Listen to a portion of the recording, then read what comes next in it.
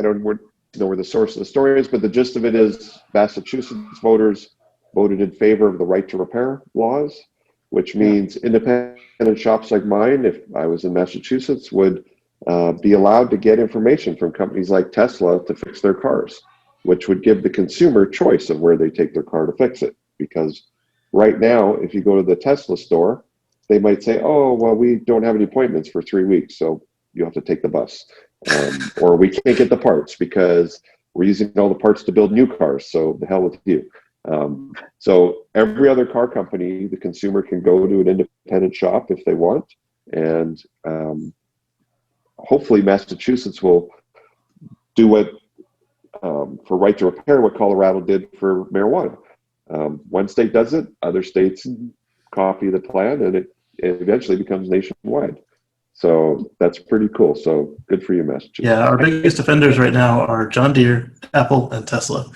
And the good thing with Massachusetts doing this, even if nobody else picks up on it, is now these companies still have to make the documentation.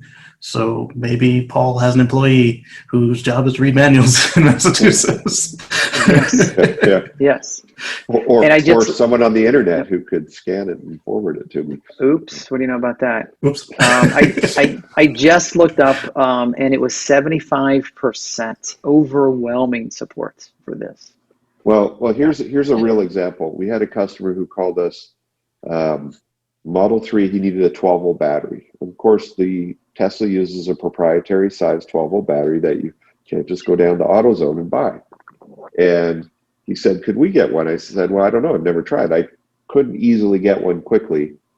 And I said, why don't you just go to the Tesla store? He says, well, they won't even talk to me for 2 weeks. Like, you can't even go into the parts counter like you can at Toyota and say, sell me a battery, I'll put it in myself.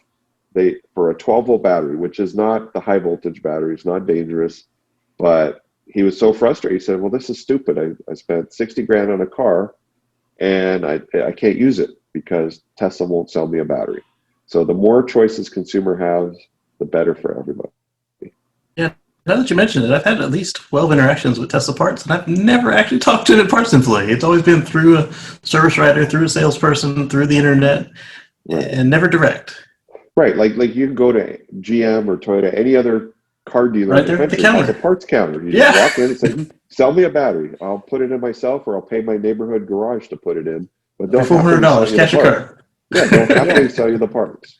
Yeah. So that's one thing.